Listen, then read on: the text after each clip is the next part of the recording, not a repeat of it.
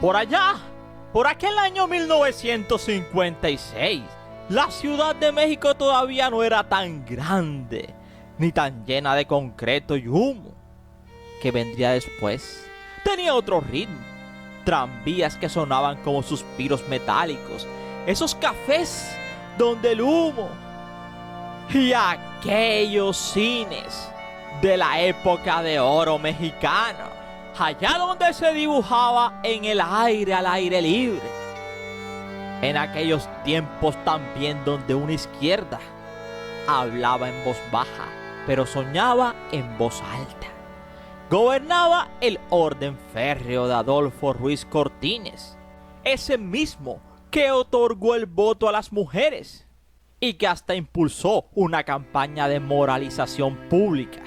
Y bajo aquella calma institucional que otorgaba México, ese México de las puertas abiertas a los migrantes, esas sombras que caminaban con prisa, exiliados, entre esos la familia de Isabel Custodio, los Custodio, algunos idealistas, otros fugitivos.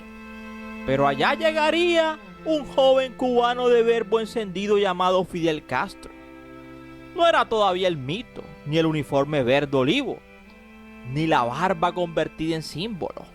Era un hombre detenido, vigilado, contenido en una prisión mexicana tras una redada dirigida por un militar en ese entonces llamado Fernando Gutiérrez Barrios, que más tarde sería un secretario de gobierno, un político, y a su alrededor otros nombres que aún no pensaban en la historia,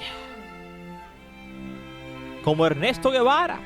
Allí embutidos estaban, hasta que entonces, como si la historia necesitara un giro íntimo, apareció ella, Isabel Custodio, una hermosísima mujer de piel blanca.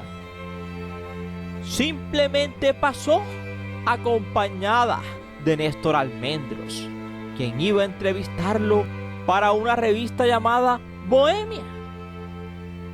Sí, esa revista que en aquel tiempo parecía el único espejo donde América Latina se atrevía a mirarse desde otro punto de convergencia.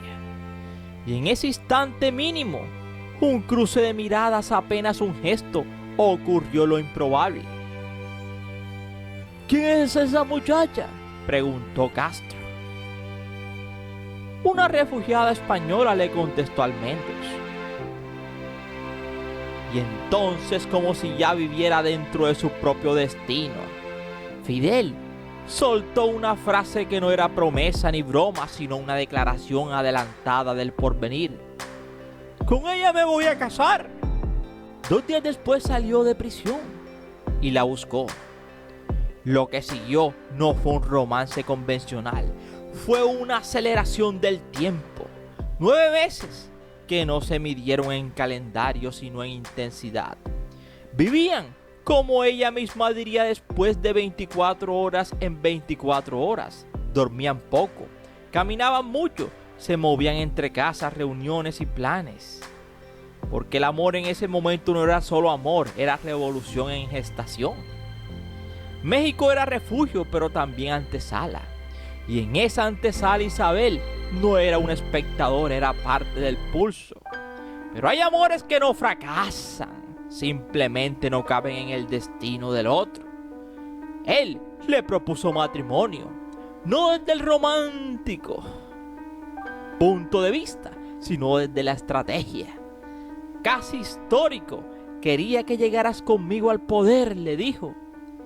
Y ahí, en esa frase, se quebró todo. Porque Isabel Custodio no estaba hecha para ser la esposa de un líder de izquierda. Ella escribía y pensaba, cuestionaba. No era una figura decorativa del poder que venía, era una conciencia propia. Y entonces hizo lo que pocos hacen frente a un hombre que promete cambiar el mundo. Dijo no. El romance terminó, pero no desapareció, se volvió recuerdo. Un recuerdo que, como todos los verdaderos, nunca se va del todo. Luego de que salió de México a través del Granma, no se volverían a ver más. Y la historia siguió su curso. Y él se quedó con el poder y ella con la palabra.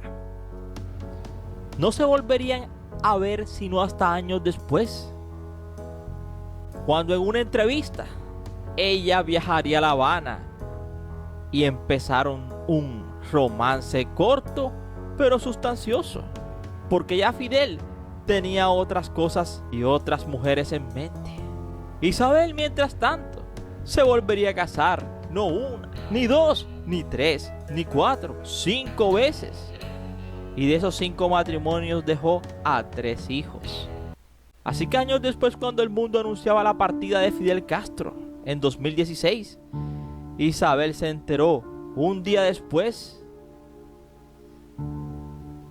Y no hubo discursos, ni cámaras, ni solemnidad. Solo una tristeza íntima, como si en lugar de un líder hubiera partido el tiempo. En marzo se detuvo. Un marzo detenido en el 56. Un pasillo de una cárcel, de un penal. Y una mirada que no debía significar nada. Y terminó significando todo. Así fue aquel amor, corto pero sustancioso.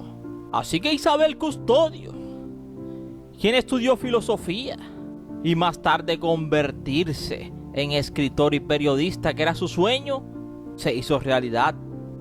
Escribiría el libro donde plasmó historias, titulado El amor me absolverá. Ahí narraba como si fuera una película y dando escenarios de quien fuera el amor de su vida. Así que aquella gran mujer, aquella gran artista, escritora, se iba de este mundo en 2025. Se iba aquella mujer que revelaría en su libro. Eso sí, lo único que dejó claro antes de partir fue que cuando Fidel pereció, entró en una profunda tristeza tremenda. Y así terminaría la historia de una mujer que tuvo un amor extraño, revolucionario, pero que nunca llegó al altar con él. Al final, Castro se terminaría casando por segunda vez con la famosa esposa silenciosa, Dalia Soto del Valle, también conocida como la viuda secreta.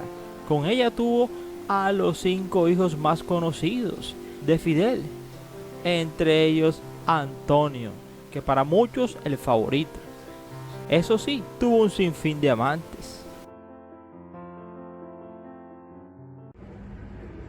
Yo soy Ernie y aquí termina esta historia. No sin antes decirte gracias por preferirnos y recuerda que cada día somos más y que tú eres nuestra estrella, mis estrellas.